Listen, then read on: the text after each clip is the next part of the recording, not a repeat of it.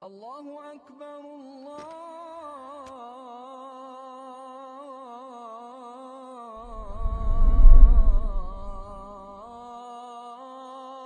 أكبر. بسم الله الرحمن الرحيم.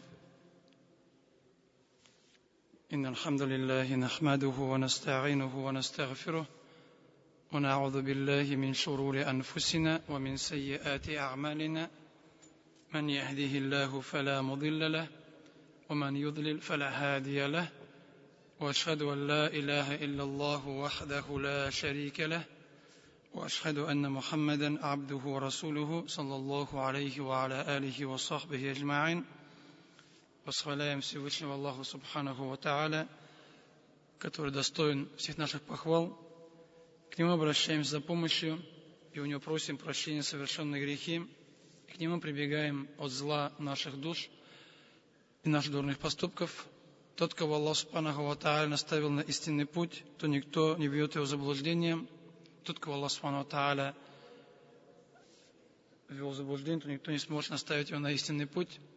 И свидетельствую, что нет божества достойного поклонения, кроме Всевышнего Аллаха Субханаху ва Тааля, который един, нет у него товарищей. И свидетельствую, что Мухаммад саллаллаху алейхи вассалям, его раб и его посланник. Амма ба'д. Ассаляму алейкум ва рахматуллахи ва баракатух. Иншааллах, продолжим чтение и толкование хадисов из сборника Абу Дауда, рахимахуллах, Сулеймана ибн Аш'атха ас-Сиджистани. Да будет доволен Аллах. Китаб ат-Тахара, первая книга, 62 глава, Бабуль Масхи аль-Джаурабейни, глава протирания аль-Джаурабейн, и данное слово обычно переводит как носки, глава протирания носков. И джаураб — то, что надевается на ногу. Что-то надевается на ногу, может быть из разного материала, может быть что-то намотано на ногу, может быть и из шерсти, и из кожи и так далее. Поэтому слово джаураб, он не всегда переводится как носок. Хотя в наше время люди привыкли переводить как носки, поэтому, хотя в книгах приводятся разные толкования, разные объяснения данного слова. И сказал Абу Дауд, рахимахуллах, حدثنا عثمان ابن أبي شيبة его учитель عن وقيع ابن جراح عن سفيان الثوري رحمه الله عن أبي قيس الأودي وهو عبد الرحمن ابن ثروان عن حذير ابن شرحبيل عن مغير ابن شعبة со сподвижника Мугира ибн Шу'ба радиаллаху анху, который уже в главе протирания обуви, хуффейн, его хадис приводился. Здесь же Мугира радиаллаху анху приводит, анна Расулуллах саллаллаху алейхи ва саллям тавадда, что посланник Аллаха саллаллаху алейхи ва саллям совершил омовение ва масаха аля джаурабейни ва на'алейн, и протер, скажем, аля джаурабейни, то есть джаураб, скажем, носки, ва на'алейн, и протер обувь. Здесь имеется в виду, скажем, тапочки. То есть на'алейн — это вот то, что вяжут там с ремешком. Летние тапочки или банные тапочки, по-нашему. То есть протер джаурабейн, носки, так переводим сейчас, и протер на'алейн, которая была ноги в то время. Вот данный хадис, здесь приводит слово аль-джаурабейн, и Абу Дауд, рахимахуллах, сам привел данный хадис, затем и сказал, сказал Абу Дауд, Кана Абдуррахман ибн Махди, сказал, что Абдуррахман ибн Махди, известный ученый, мухаддис, ла юхаддису бихадаль хадиси, он не рассказывал данный хадис, его не приводил, этот хадис, считал его, то есть считал его слабым. Если не рассказывал, значит, он его дальше не передавал, считая его слабым. Лианна аль-ма'руф, так как известно, ан аль-Мугира, это со слов Мугира ибн Шу'бы, анна наби саллаллаху алейхи ва саллям масаха аля аль-хуффейн, то что пророк Мухаммад саллаллаху алейхи ва саллям протер именно хуффейн, кожаную обувь. Поэтому он имел в виду то, что хадис слабый, то есть Абу Дауд считал данный хадис слабым, потому что все другие риваяты со слов Мугири и Шубы, там приводится слово хуффун, то есть обувь кожаная, только здесь приводится слово джаурабун. Получается, там много-много риваятов одно, этот один риваят единственный, который противоречит всем остальным риваятам. Из-за этого данный хадис посчитали слабым, то есть многие ученые, потому что он, его назвали шаз, противоречит другим передатчикам. Один передатчик противоречит другим передатчикам. То есть, если там 20 человек говорят, что хуф, и только один говорит из 20, 21 говорит джаурабейн, отличается. Поэтому часто такой ривайат называют отличающийся, выделяющийся из общей толпы, и его считают слабым, как будто он ошибся. То есть все те были правы, но человек он где-то перепутал, ошибся, поэтому не соответствует основной массе передатчиков данного хадиса. И тоже другие ученые считали, что данный хадис слабый. Например, Муфаддаль ибн Ассан спросил у Яхья ибн Ма'ина, известный мухаддис Яхья ибн Ма'ин, спросил у него об этом хадисе, и он сказал, что все передатчики приводят данный хадис со словами протирания обуви, хуффейн, кроме, говорит, Абу Кайс. Здесь у нас в риваяте был Абу Кайс аль-Ауди, который, получается, это он, то есть один из передатчиков, который перепутал. А также данный хадис посчитали слабым Суфьян ат-Таури, рахимахуллах, имам Ахмад, ибн Ма'ин, Яхья ибн Ма'ин, который только что говорили, имам Муслим, ибн Хаджадж, ан-Насаи, один из сборник Насаи, один из больших хадисов, валь-Укайли, валь-Даракутни, валь-Байхаки. Все эти ученые, они и Укайли, и Даракутни, те, которые считаются специалистами в области хадисов. Хотя они, в наше время, может, не так известны многим мусульманам. Меньше, чем Бухари Муслим, да, Абу Дауд и Тирмизи. Но, и Ад-Даракутни, и Байхаки, это ученые, которые разбирались в тонкостях. У них есть сборники, но их сборники, они собирали хадисы, например, сборник Даракутни, в его сборнике много слабых хадисов. Он просто собирал хадисы, чтобы показать, что они слабые. Не потому, что как Бухари достоверно собирал. Он просто собирал хадисы и доказывал, что этот хадис, там слабость у них есть. Поэтому он специально, потому что это была его работа, проверять хадисы.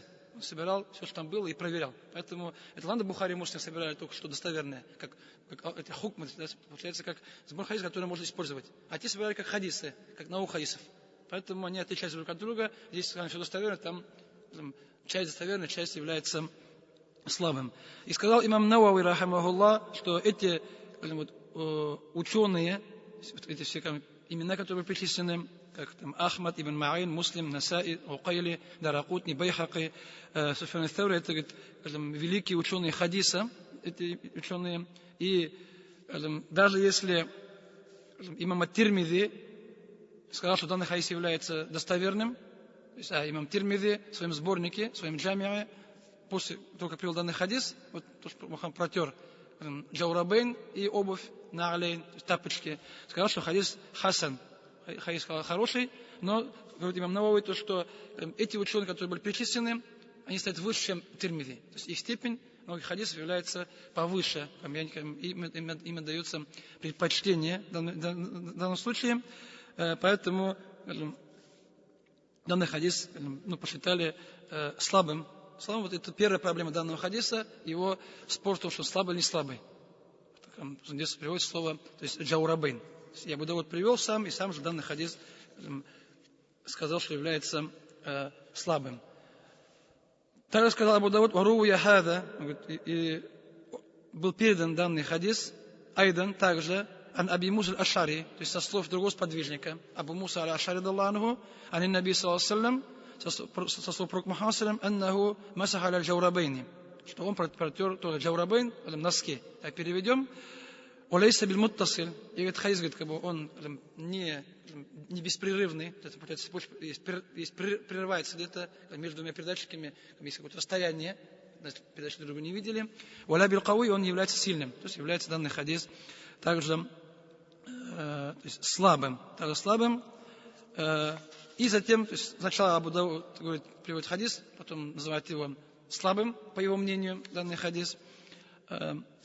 Затем говорит, «Вамаса аля джаурабейни», и носки, то есть джаураб протирали Али ибн Аби Талиб, сподвижников, Али ибн Аби Талиб, радаллаху анху, Абу Мас'уд, то есть у нас есть Ибн Мас'уд, есть Абу Мас'уд.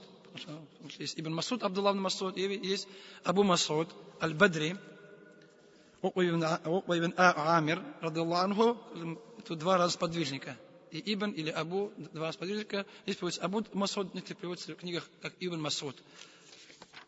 Валь-Бара ибн Азиб, сподвижник, Анас ибн Малик, Абу Умама, Сахаль ибн Саад, Амр ибн Хурейт. Эти вот именно сподвижника приводят, то есть Али 1, Ибн Мас'уд 2, Бара 3, Анас ибн Малик 4, Абу Умама 5, Сахаль ибн Саад 6, Амр ибн Хурейт 7. Варуя ذلك عن Умар ибн Хаттаб, это приводится со слов Умар ибн Хаттаба, Ибн Аббас, значит 9 человек. Здесь приводится 9 сподвижников, которые притирали аля джаурабейн. И обычно те, кто разрешают притирать джаураб, говорят, что вот приводится со слов 9 сподвижников, ну как минимум, что добавляются и на другие имена. Другие имена. Вот что приводится в данном хадисе. И само слово, во-первых, то есть, как видим, то, что хадис спорный, часть ученых его считает слабым, некоторые его принимают, данный хадис. Поэтому тот считает его слабым, значит, получается, то есть нет ни одного хадиса достоверного, где сказал слово джаураб, носки. То есть, получается, все хадисы хуффун, кожаная обувь, они достоверные, бесспорно, а там, где приводится слово джаураб, носки, они все слабые. Получается, скажем, нет далиля. То есть пророк Мухаммад не говорил такого, то есть просто такого не делал, поэтому, скажем, по их мнению, хадисов нет, но есть 10 сподвижников. 10 сподвижников, получается, где они протирали джаураб, которые являются достоверными. Это с одной стороны. С другой стороны, что такое то есть, джаураб? Джаураб, что это такое? Аль-джаурабу сказано, то есть в филкамус, то есть в словаре, таком словаре арабского языка, что это, скажем, лифафатур риджли. То есть то, что обматывает, то, что обвалкивает ногу с разных сторон. Поэтому здесь как бы, то, что на ноге находится, что это надевать на ногу. Здесь не сказано, какой материал вообще. Материал может быть любым. Сказал Ат-Тиби, рахимахуллах, и джаураб это, скажем,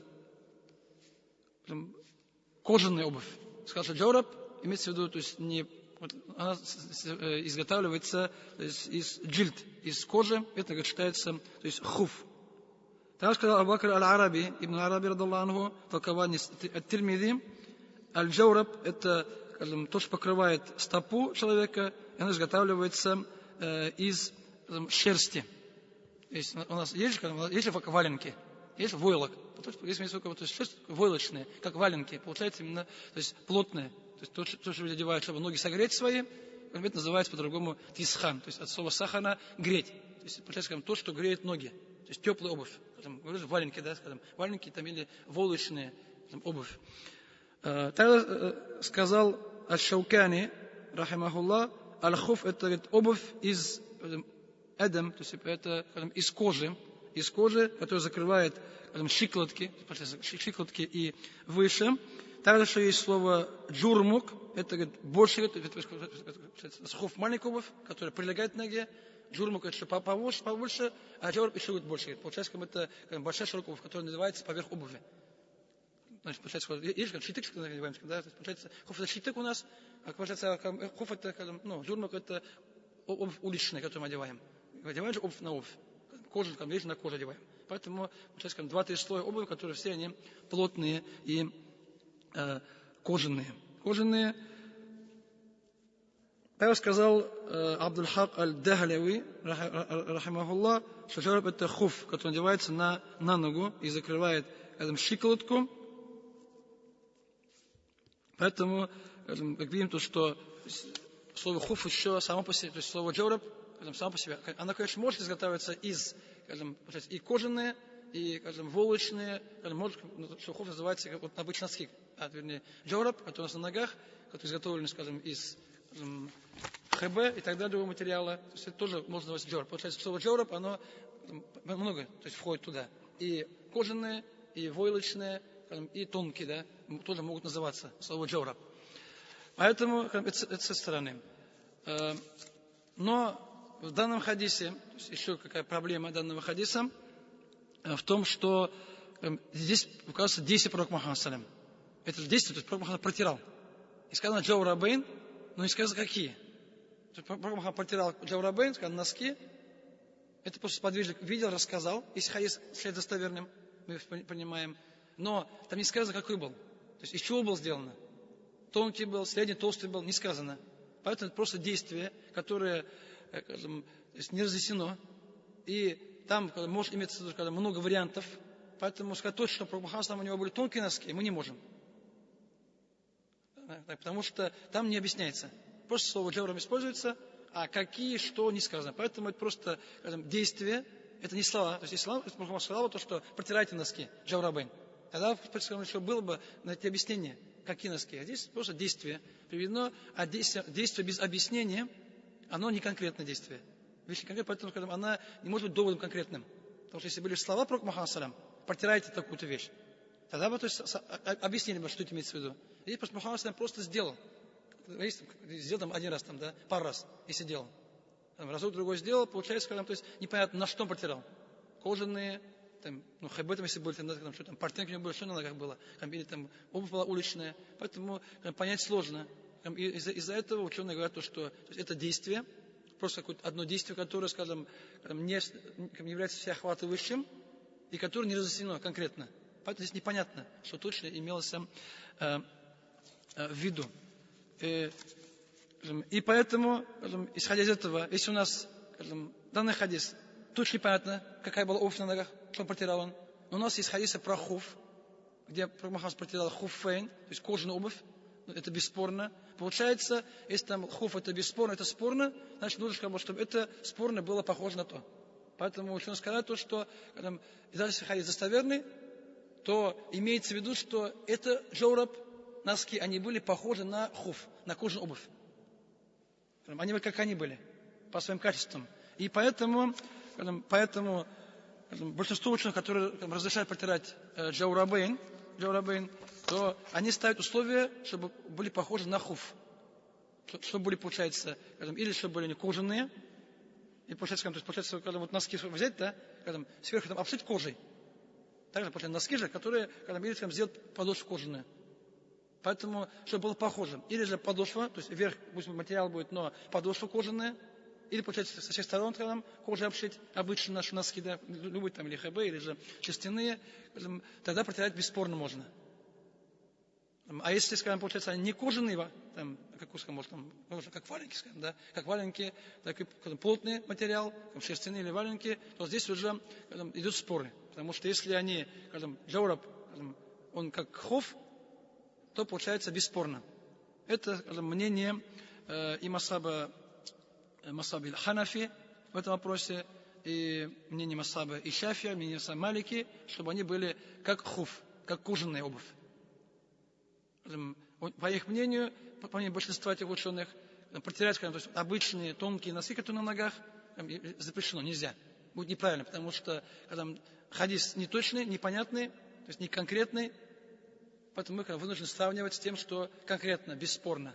Поэтому, по мнению масаба Ханафи, обычно тонкие носки, которые у нас на ногах с вами, да, простые хайбы носки, масаб Шафи и Малики, их протирать нельзя.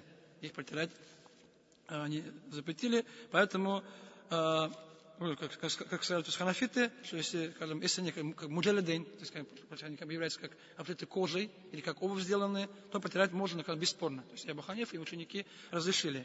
А если же они будут тонкие, которые пропускают воду, то есть если мастер делаешь, если трогаешь влажной рукой, и она намокает быстро, получается, такое протирать нельзя. Потому что они пропускают воду быстро, то есть впитывают воду быстро, и становятся мокрыми. Такого протирать, то есть масаба Ханафи, то есть запрещено, то есть однозначно. Это не запрещено. Если же они будут, то есть не кожаные, а плотные, как войлок, да, получается, такие вот именно. Не говорю, что какие-то шерстяные, или там много слоев, или как войлок, то Абу Ханиф тоже запрещал полностью. То есть Абу Ханифа вообще, то есть не кожа нельзя, все. Кожа есть, можно протирать. Нет кожи, протирать нельзя было. Ученики же Абу Ханифа, Абу Юсуф и Мухаммад, они разрешили протирать, как войлочные, плотные, толстые обувь, разрешили. протирать, потому что, скажем, они же похожи на хуф, так вот, на улице ходить можно в них, воду не пропускать быстро, да, ходить можно, нога держится, поэтому похожи, то есть хоть не 100%, но, скажем, похожи на кожаную обувь. И приводится, что Абу Ханифа, он в конце своей жизни, там, за неделю до смерти, протер обувь, носки плотные, войлочные, протер и сказал то, что я сделал то, что запрещал до этого. Поэтому считается, что со своим мнением отказался и принял мнение учеников. Поэтому, то есть, и вот Абу Исуф Мухаммад, они посчитали хадис Мугайрим Шуба достоверным. То есть, там слово джау рабун, плотный же, то есть не тонкий, потому что тонкий это однозначно, по Мусаба Ханафи протирать их нельзя.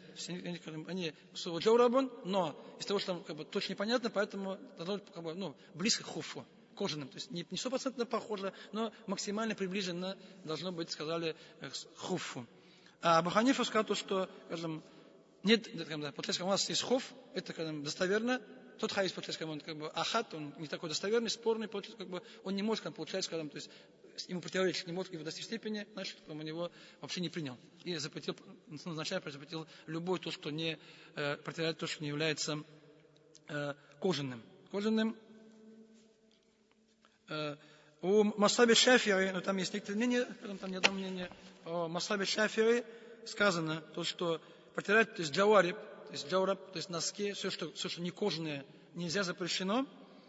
Даже если они будут, то есть, если они будут, подошва будет у них кожаная, если они не закрывают до щиколотки, полностью закрывают, тогда только является дозволенным. Это, скажем, одно из мнений и Масаби Аш-Шафири является, потому что, скажем, другое мнение есть то, что протирать можно, если в них можно ходить, имеется на улице.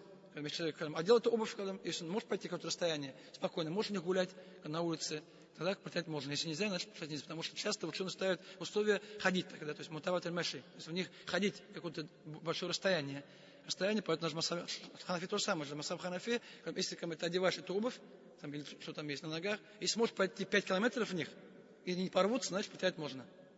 Если 5 километров будешь ходить в них, то есть это... Конечно, дома, ковры там, да и так далее. Но раньше люди ходили на улице, поэтому то, что уличная обувь, которая ходит спокойно на улице, 5 километров пойти, если выдержит, значит протирать можно, не выдержит, значит протирать нельзя, сказали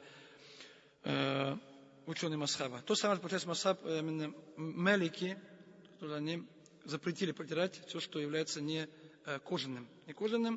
И сказал Тирмизи, рахимахуллах, когда привел данный хадис в своем сборнике, сказал то, что это, скажем, протирание, то есть джаурабейн, носков, так условно назовем, является мнение многих ученых, это мнение Суфьяна ат-Таури, Ибн Мубарака, Шафи'i, Ахмада и Исхака, но их здесь условия, не просто тонкие, да, хеба-носки, чтобы они были как хуф чаще всего. Они сказали то, что можно протирать аля хуффе, джаурабейн, даже если они будут кожаными, потому что они были плотными, толстыми. То есть, если нет кожи, но плотные, толстые, ходить можно какое-то расстояние, протирать, сказали они, дозволено. Это вот мнение ученых в данном вопросе, поэтому большинство ученых, то есть Масаби, то есть имама Ахмада, то же самое, просто у них там чуть-чуть вопрос, то же самое, что нужно было ходить какое-то расстояние, чтобы они, скажем, то есть на ногах сидела плотно, то есть не спадала. Потому что не только, чтобы нога то не вылезала, да, с обуви, с носка, чтобы плотно облегала, нужно, чтобы они, то есть им можно было в них ходить. Нужно было ходить какое-то определенное расстояние. То есть это почти всех 4 масаба, кстати, условия. То есть мутават аль-маши, хожи в них долго. Поэтому, получается, то, что протирать, то есть кожу носки, это бесспорно. Протирание, то есть джаурабейн, носков, это вопрос спорный. И большинство ученых говорят, чтобы они были плотные, толстые, то есть похожи на кожаные, то есть на, скажем, тонкие хэбэ-носки. Есть, которые разрешают. Есть те, которые разрешают на хэбэ-носки, но, скажем, там, потому что они там не просвечивали, да, не просвечивали, но все 4 масхаба, у них там условия пожестче, не такие простые. Поэтому 4 масхаба практически запрещают протирать обычные тонкие носки, потому что они не соответствуют тому. И поэтому то, что сахаба протирали, там не сказано какие-то, да, то есть слово джавраб есть, а протирать какой-нибудь джаураб, там, в принципе, не сказано конкретно точно, что они протирали, там, какой джаураб у них был на ногах, потому что даже просто неизвестно точно, что он надевал, что он протирал. Поэтому тот, кто разрешил, сказал, что чтобы были плотные, можно было в них ходить. Но ходить, это, получается, скажем, и ханафиты, и шафииты, и ханбалиты одинаково, чтобы был похож на хуф. Поэтому, как сказал, например, ханафитские ученые, аль-касани, если они будут тонкими, пропускать воду, то их протирать запрещено, билижмак, согласно мнению ученых ханафитского масхаба. То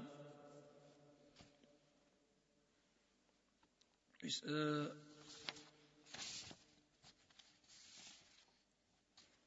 например, спросили, Ибн Таймия, потому что его обычно приводят там, на то, что он разрешал, да. То есть обычно те, кто разрешает, говорят, то, что Ибн Таймия разрешил, да. Прятать тонкие носки, он является доводом. Здесь приводится, когда у него спросили, можно протирать джаураб, как носки, как и кожа обувь, можно протирать их одинаково. Он сказал то, что можно протирать джаурабен, если в них можно будет ходить.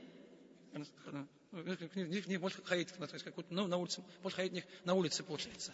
Получается, тонкие носки мы не ходим на улице обычно. Поэтому мы не можем сказать, что дома ходить. Получается, если дома ходить, значит можно. Поэтому если и так можно понять, даже если не будет не кожаным. Поэтому у всех условиях нужно было ходить в них, чтобы там они держались на ногах и не падали. Если они будут, и сказал также, сказано, что если они будут тонкими, то их протирать нельзя. Потому что в них обычно люди не ходят, да, на улице. Если будут тонкими, они потираются, потому что обычно в носках человек на улице не ходит, поэтому их протирать не нужно. Поэтому и, скажем, мнение, ученых Саудовской Аравии, но чтобы они были, сафир, чтобы был плотный был, не тонкие, а чтобы были плотными, чтобы они не просвечивали. У них получается, что попроще. То есть плотные, не просвечивающие, но не тонкие, а плотные должен быть, чтобы можно было протирать. Поэтому 3 масхаба там пожестче, масхаба Ханбали чуть попроще, да, условия немножко, скажем, но большинства все-таки запрещает протирать именно. И сказал Мубарак Фори в толковании, Мубарак ат-Тирмизи, что основой является это мыть ноги, на что указывает аят Корана, то есть явный, и поэтому, скажем, это основа мыть ноги в тахарате. Потому что это происходит в Коране. Это ясно, конкретно, это бесспорно. Здесь никто не спорит. И чтобы, получается, чтобы не мыть ноги, чтобы уйти от мытья ног, и что делать, протирать то, что на ногах, необходимо, чтобы, для этого, необходимо, чтобы были достоверные хадисы. Если, получается, есть аят, если есть хадисы, которые достоверные, только тогда мы можем сказать то, что можно отменить, изменить действие аята. Потому что мы, получается, можем протирать, ноги не мыть. Для этого необходимы достоверные хадисы. Такие хадисы, в которых нет разногласий между учеными. То есть все ученые изъясняются, что хадис достоверный. Как хадис протирания аль-хуффейн. То есть в этом случае, потому что протирание кожи обуви, это хадисы достоверные, бесспорно. Так мы говорили, что там 8 хадисов передавали. Поэтому это бесспорно. Поэтому, опираясь на них, мы можем сказать то, что в тахарате можно протирать их, а мыть ноги не мыть. Основа мыть ноги мы заменяем, то есть разрешаем ноги не мыть, потому что есть хадисы достоверные, то есть бесспорно достоверные хадисы, которые все ученые единогласно приняли. А что касается хадиса протирания, то есть джаурабы носков, то, во-первых, есть разногласия в их достоверности, потому что есть спор между учеными, они слабый или достоверный данный хадис. Поэтому, то есть, если хадис спорный, то как мы можем из-за спорного хадиса мыть, то есть не мыть ноги, протирать что-то, что является спорным? Поэтому, должны быть какие-то условия. Должны быть какие-то условия, чтобы, можно было дозволить протирать то, что не хуф, не обувь, потому что хадис является спорным. Поэтому из-за этого, то есть ученые из-за этого поставили условия. Потому что хадис спорный, поэтому спор не точный, не конкретный. Как можем мы не конкретным, то есть отменять хукм Коран, да, что добавлять к Корану, если это вещь не конкретная. Поэтому, чтобы можно было какие-то поставить жесткие рамки, жесткие условия, тогда еще можно будет с этим согласиться. Поэтому сказать, что носки должны быть похожи на хуф. Если не похоже на хуф, на то, что бесспорно, тогда мы принимаем. Если не похоже, получается, мы это отвергаем. И не принимаем, поэтому не разрешаем протирать. Поэтому, если они будут, скажем, плотные, скажем, толстые, плотные, скажем, если, скажем, сидят на ноге, скажем, то есть, находятся на ноге, не падают, не спадают при ходьбе, и в них можно ходить какое-то расстояние, то в этом случае, скажем, между хуфом и джаурабом нет большой разницы. Значит, они друг на друга они похожи. То есть хуф, получается, там плотный, когда стоит на ноге, воду не пропускает, ходить можно, и хуф, да, и джаураб. То самое, плотный, когда можно ходить, воду не пропускает, поэтому они похожи, тогда протирать можно. Если не похожи, значит протирать нельзя. Если когда отличается, какие-то условия не совпадают с хуфом, тогда, скажем, данные, скажем, поэтому если они будут, скажем, тонкие, и на ноги не держатся, и в них ходить нельзя, тогда, скажем, их протирать нельзя, потому что они на хуф не похожи. Не похожи. Это вот то, что там приводится. Поэтому, как видите, что не все так просто. Всегда просто. Там есть, и, во-первых, спор за хадиса раз. Потом, что такое джаураб, 2 объяснения. 3, получается, это что хадис просто действие, а не слова уже. И потом, получается, 4, если тоже хадис слава, он не может дополнять Коран, да?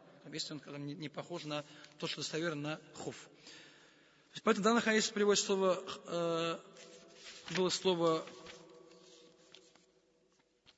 джаурабейн и на'лейн. Так было слово джаурабейн и на'лейн. Здесь носки, обувкам и тапочки, да, то есть сланцы. То есть здесь имеется в виду на'лейн, сланцы, потому что у него ремешок же был. Получается, подошва есть и ремешок, да. Поэтому, когда Мухаммад протирал, у него джаурабейн были такие плотные, и там у него были сланцы одеты были поверх, он протирал джаурабейн, а сланцы, там маленький ремешок, он не мешает, так ведь? Потому что он же мало закрывает. Поэтому здесь не нужно протирать какие-то обувь, да? Потому что нужно протирать то, что закрывает, до щиколотки. Если щиколотки не закрывает, она не протирается. Вот здесь объясняется то, что наль, это сланцы, есть же банные тапочки, да? Там с тонкой, там, да, получается, ремешком. Когда протираешь обувь же, там получается, когда все протирается, здесь какой-то маленький ремешок не потерся. Это роль не играет, потому что чуть-чуть не закрывается. Так нужно понимать данный хадис. Данный хадис, мне как советую, что Абу Дауд сам его посчитал слабым и недостоверным. Данный хадис. Следующий хадис, который привел Абу Дауд, حدثنا مسدد ابن مسارهد وعباد ابن موسى قال أن أبو сказали أخبرنا حشيم عن يعلى بن عطاء عن أبيه قال عن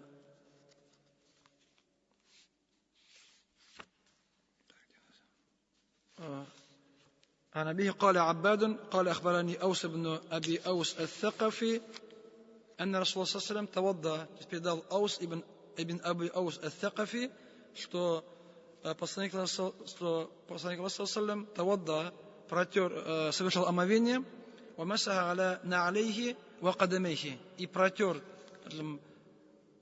на'алейхи, сандалии, ва кадамейхи, и здесь стопа здесь сказано. Здесь приводится слово, то есть стопа, кадам, ногу, то есть сандалии и ногу, но нужно понимать то, что мы же не потеряем, мы же потеряем голую ногу. Поэтому, получается, у него что-то было на ноге. Получается, сандалия была, и там у него был хуф, что-то было, да, под ним. Вот как был предохранитель, получается, что-то одел, потом надел сандалии и протирал то, что на ноге. То есть, потому что протирать голую ногу, это является неправильным будет.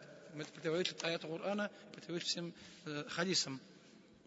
وقال عباد, и сказал Аббад, раайту Расул саллаллаху ата аля кидамати каумин. Я видел, как пророк Мухаммад саллаллаху пришел к системе, то есть системе водоемов, системе колодцев одного из племен, то есть кидаматун, это копают колодцы, которые друг связаны. Копать ямы, которые друг связаны. Потом, когда воду наливаешь сюда, она там течет дальше, и получается пересекает. Вот такая система, такая орошение, там система воды. Потом в конце там утекает. У каждого был свой колодец, вода там льется, там остается так вот, да, все, что лишнее, вытекает дальше. И так получается, когда у тебя вода есть, и она там течет, и всем остальным вода набирается. Это называется кидамату каум. Мухаммад саллям Яниль мидаата, кто-то сказал из передатчиков, то есть имеется в виду, то есть мидаат это сосуд с водой, сосуд для омовения. Толкование немного неправильно, потому что здесь имеется, то есть такие же колодцы, да, с водой, а здесь вот какой-то один сосуд, да. Поэтому кто-то из передатчиков объяснил немного и объяснил неправильно. Вот фатавода, Пророк туда пришел, то есть там же вода была, совершил омовение, и протер, скажем, то есть тапочки, сандалии и протер, скажем, ногу, скажем, протер свои стопы, то есть протер то, что было у него на ногах было одето, и как раз, когда говорится тапочки, имеется в виду ремешок, да, с ремешком, сандалии. Поэтому не имеется в виду, что Мухаммад протирал голую ногу, там, да, и там, чтобы были тапочки, да. Поэтому неправильно понимают данный, то есть хадис, данные действия. Что Мухаммад салям протер. Также есть версия, что здесь, получается, то есть протер имеется в виду помыл. Потому что у нас был хадис, что Мухаммад, когда дошел до ног, он побрызгал ноги водой. Получается, поэтому здесь можно сказать масаха, не протер, а масаха помыл. То есть помыл, когда стопы. Тогда понятно. Тогда уже это касается не процесса протирания, касается омывания ноги. Омывания ноги, если сравнивать с другими хадисами. Таким образом, то есть протирание джаурабейн, то есть носков, как мы видим, это вопрос непростой, вопрос сложный. И большинство ученых говорят, чтобы они были похожи на хуф. И там много проблем было. Так, и хадис там, и объяснения, и так далее. Поэтому хуф бесспорно, это спорно. Поэтому, как говорят ученые, то есть оставить нужно делать то, что бесспорно, и оставить то, что является спорным. Поэтому вымыть ноги, протирать хуф, все-таки правильнее, чем будет протирать тонкие, да, то есть хайбы носки. Тем более, это многие большие ученые это действие запрещали, считали неправильным. Следующая глава Бабун Кейфель Масхи. Глава о том, как, да, то есть как протирается, да, то есть как протирается хуф, как протирается обувь на ногах. То есть способ протирания, как совершается. Сказал Абу Дауд: حدثنا محمد ибн صباح البزاز قال حدثنا عبد الرحمن ибн أبي الزناد قال ذكره أبي عن عروة بن الزبير عن مغيرة بن شعبة. Приводится от Урвы Зубейра, от Мугира ибн Шуба. То есть большинство хадис он приводит, да, в этой главе. Анна Расулуллах саллаллаху кан ямсаху аля хуффейн. Что Пророк Мухаммад саллям протирал хуффейн, обувь кожаную. Здесь просто сказать, что протирал, и все. Вакаля гайру Мухаммад, и сказал, то есть другие передатчики, то есть кроме Мухаммада, аля захри када хуффейн, он протирал, говорит, верхнюю часть. Верхнюю часть хуффейн протирал. Потому что верхнюю, то есть сверху. Протирал захр, имеется в виду верхнюю часть хуффейн. Он протирал. Поэтому, как видим, то, что Пророк Мухаммад протирает, скажем, то есть вверх, то есть когда у нас не низ, скажем, не внутри, то есть не по бокам, а именно верхняя часть. Протирается, скажем, обуви при протирании. Не сказано, как сказать. Здесь сказано, сколько пальцев, да, какую часть протиралась, просто протирал. Протирал верхнюю часть, скажем, стопы. То есть от пальцев, скажем, да, и вот в сторону голени. Другой хадис: قال حدثنا محمد ابن علاء قال حدثنا حفص يعني ابن غياث عن الأعمش عن أبي إسحاق عن عبد خير عن علي. Приводится слов Али ибн Аби Талиб радиллаху анху, который сказал: لو كان الدين, если бы религия, لو كان الدين بالرأي, если бы религия опиралась, то есть на логику, так, на разум, то есть если положение шариата, они, когда человек выносил, опять же, то есть, на разум, так, на логику, если логично, значит можно, не логично нельзя, да? Лакен асфаля хуффи, в этом случае нижняя часть обуви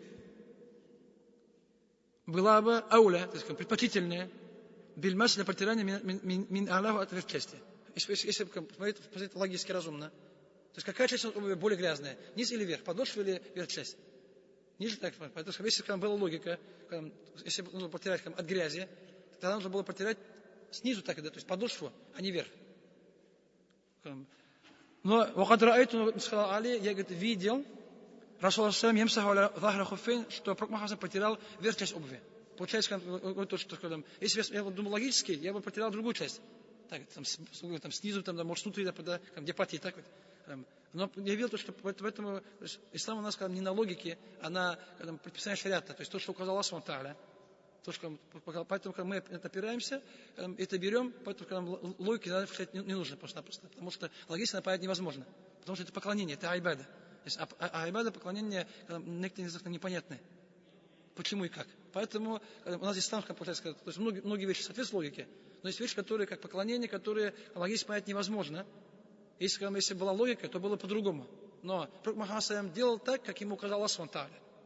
Поэтому у нас, получается, то есть не логические исследования, а исследования Пророка Мухаммада. Его указанием, поэтому если логически было так, то Мухаммад протирал другую часть. Но видел то, что Али сказал, я видел, как Пророк Мухаммад протирал верхнюю часть именно обуви. Верхнюю часть хуффейн. Хуффейн, что показывает, что протираем только вверх и все. То есть не по бокам, не подошву, не внутри тогда. То есть не внутри, не протирается только верхняя часть. Вот по данным хадисам. И сказал ему Аллах Али Кари, рахимахуллах, знай, что разум, то есть, что, то есть, совершенный, то есть, полный разум, он, то есть, должен следовать шариату. То есть нормальный человек, то есть его разум, побуждает его следованию шариату, потому что разум человека, он не в состоянии понять многие положения шариата. Он не в состоянии понять многие предписания Аллаха Субхану ва Тааля. Потому что разум человека, если мы хотим понять, да, то есть мы многие вещи сами не поймем просто-напросто. Потому что наш разум, если Аллах-то приказал, наш разум, он все равно узкий, да, мы не можем объяснить. Поэтому нужно следовать шариату. Если мы пытаемся понять, все равно не поймем то, что Аллах Тааля нам предписал. Поэтому поклонение, то есть, поэтому мусульмане должны поклоняться. То есть, если там, где поклонение айбадат, то нужно следовать, просто следовать, и все. Не пытаясь понять, почему. То есть, Аллах приказал читать 5 намазов, значит 5 намазов, да. Приказал читать зухур 4 раката, значит 4 раката. А почему? Никто не скажет. Да? Почему эти вещи, почему тахат берем, моем некоторые части, да? Почему не моем другие части?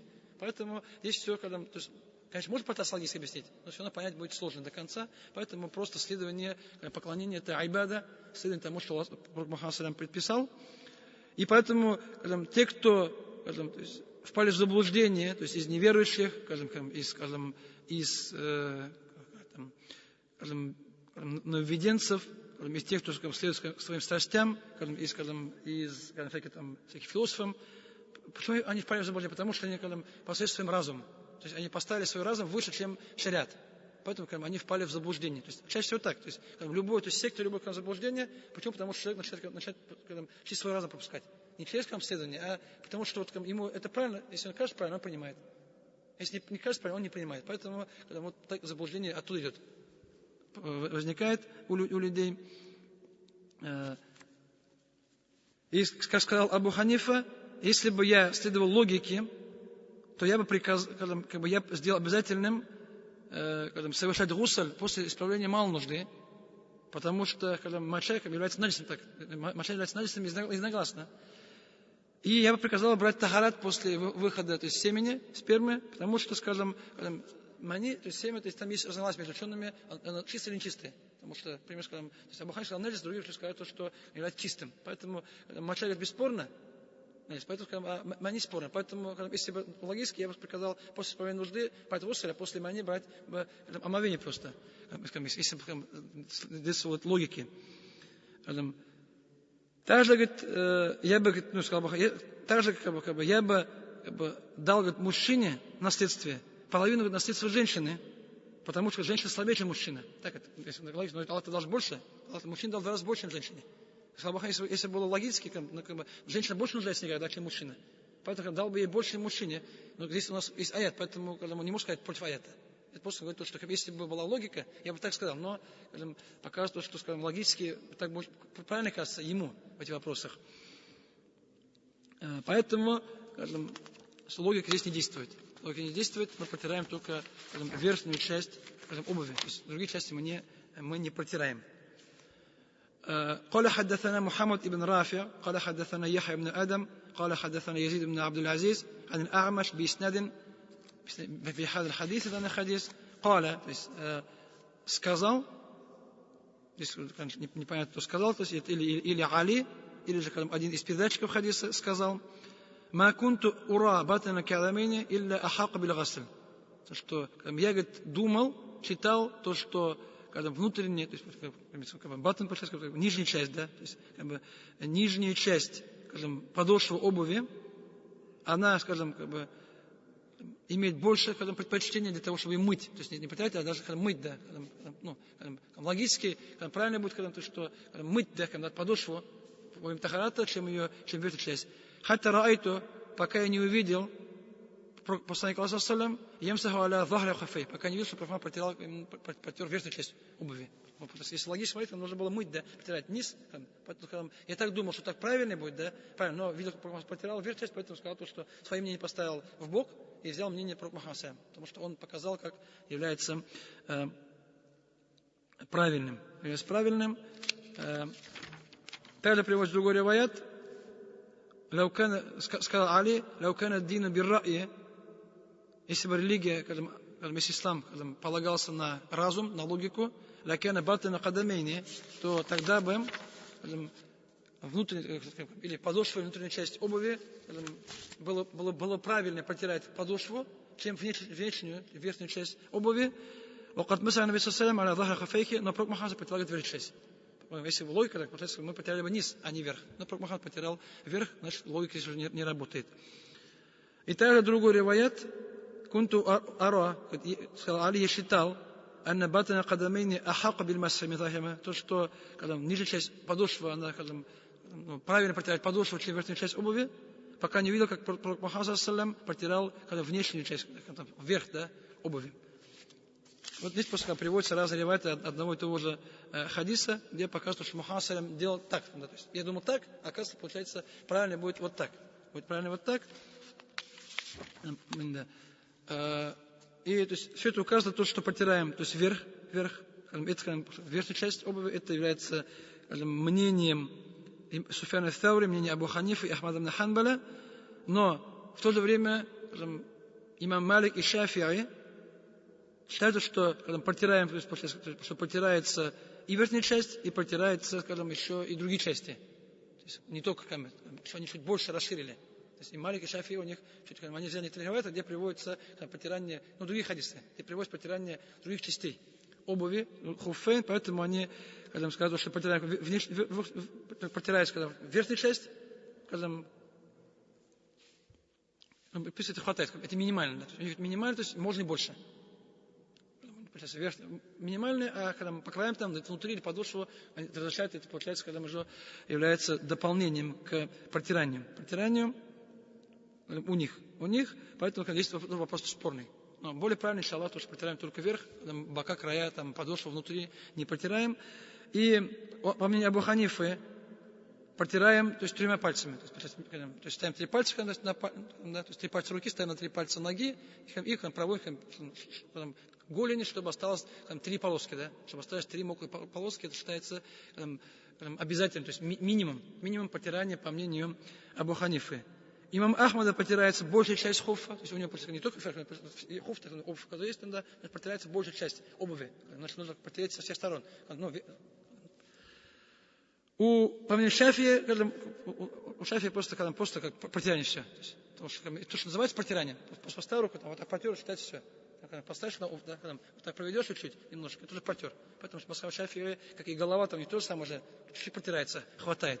Это все разногласия, арабский язык, там и некоторые частицы арабского языка в протирании. Протирание это вот то, что в данном вопросе есть. Правильно то, что мы делаем, как мы привыкли делать, протирать сверху, так и является, иншаллах, более правильным. Еще один хадис, здесь, наверное, последний, да, в этой главе последний хадис должен быть.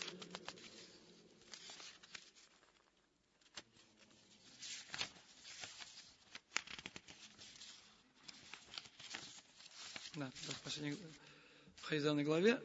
حدثنا موسى بن مروان ومحمود بن خالد الدمشقي المعنى, то есть по смыслу, قال, они оба сказали, حدثنا وليد قال محمود قال أخبرنا ثور بن يزيد عن رجاء بن حيوة عن كاتب مغيرة بن شعبة. Переводится со слов, то есть катиб, то есть писарь, то есть тот, кто писал там, да, то есть записывал слова, действия, то есть при Умар Шуба, то есть его катиб, его писарь, со слов Мугиры Шу'бы радиллаху анху, قال وضعت النبي صلى الله عليه وسلم, я поливал воду пророк Мухаммад, когда он совершал омовение, في غزوة Табук, во время похода на Табук, فمسح على خفين, и он протер, говорит, хуфейн, то есть обувь, на которой была кожаная, у асфалихима, и протер их подошву, то есть нижняя часть обуви. Приводится в данном риваяте. Но данный хадис указывает, что и вверх, и низ протирать. Но данный хадис, в нем есть слабость, но масхаб Шафи его взяли. Это далиль масхаб Малики и Шафири. Протирается и вверх, и протирается низ. Низ, другие ученые сказали, что хадис является слабым. Слабым данный хадис, но даже когда Шафи является слабым, потому что у них вверх обязательно, низ, это уже как дополнительное действие. И вот слабый хадис, он принимается, не принимается в фифадаль а'маль. Потому что, есть мнение, что есть хадис слабый, он принимается вообще никогда, никак. Если хорошо, то хадис слабый, значит он не принимается. Но есть другое мнение, что есть хадис слабый, и он, когда приводится, в нем приходит какие-то мустахабы, то есть какие-то дополнительные действия, то есть многие ученые, и шафииты, и ханафиты, и другие, они говорят, что хадис слабый, но это в хадисе, это не фарз, да, это не сунна муаккада, просто какой-то мустахаб, то есть желательное действие дополнительное, то в этом случае слабый хадис, если он не очень сильно слабый, и слабость у него там небольшая слабость, то принимаем. Поэтому многие ученые говорят, хадис слабый, но мы принимаем, потому что это касается, когда не фарза, касается какой-то нафиль, да, дополнительного. Поэтому это мнение многих ученых. Вот данный хадис слабый, но ханафиты его не взяли, а шафиты приняли. Это слабый, но все равно принимаем. Ханафиты его не приняли, вот, этот хадис, потому что противоешь тому, где тут достоверен. У нас был же хуф такой, да? Был же хадис Али, был другой хадис, где потерял верхнюю часть. Они достовернее. Это, получается, там бесспорно, это спорный. Это, получается, то, что бесспорно, когда не может отменяться чем-то спорным. Вот сказать, что только верх и все, этого не принимаем. Потому что эти непонятно какое спорное, это вот бесспорно. А шафиты сказали, что, скажем, это и только добавили. Это хадис достоверный, к нему еще добавили хадис, которые являются спорными или слабыми, по их мнению. Поэтому не всегда слабый хадис отвергается учеными. Иногда они его принимают, у них есть свои определенные условия для принятия этих хадисов. И как, скажем, дополнение приводят, что, во-первых, хадис приводится у Байхаки, что Мугиры Шу'бы, что он видел, как пророк Мухаммад салям справил нужду, отошел, потом совершил омовение и протер, скажем, хуффейхи, обувь, поставил правую руку на правую обувь, поставил, то есть левую руку на левую обувь и, скажем, протер, скажем, верхнюю часть, скажем, один раз. Поставил обе руки и протер одновременно. То есть право на правую, лево на левую обувь и, скажем, протер один раз кверху и все. Больше не потерял, и сказано. И говорит, я видел как следы пальцев, то есть, как я видел следы пальцев на обуви, то есть мокрые следы. Что 3 пальца пальцами и снизу вверх. Потирается, если в этом хадисе приводится одновременно. Один раз только верхнюю часть.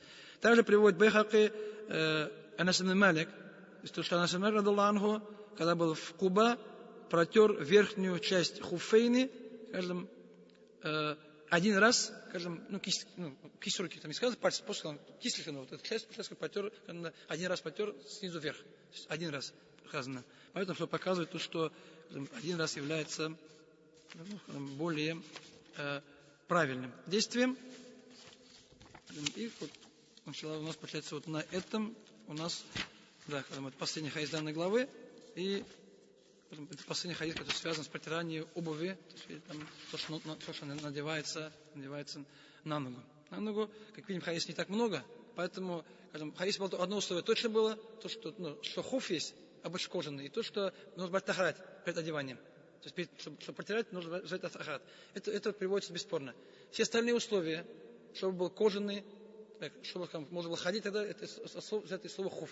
Так, это ученые извлекли из слова хуфун, чтобы там вода не пропускал, чтобы был кожаный, чтобы был плотный, чтобы там можно было ходить долгое расстояние и так далее. Это взято не просто в хадисах, Мухаммад не говорит то, что чтобы такой был. Это ученые извлекли из то, что из названия с арабского языка, не то, что люди надевали в то время на ноги.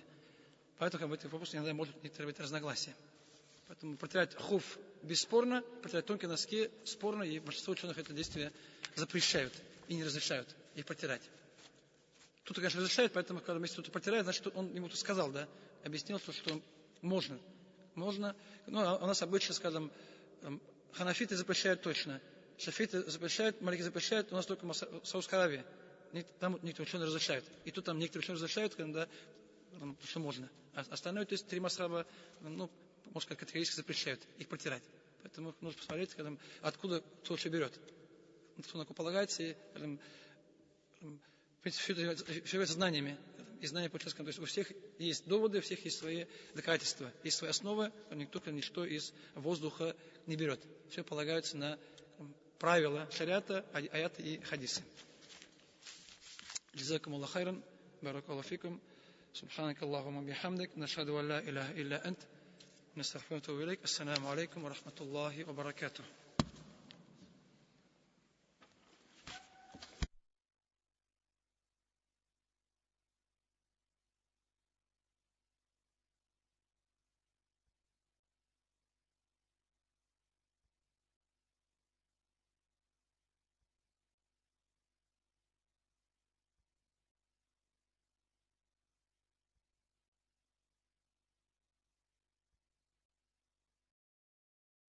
الله أكبر الله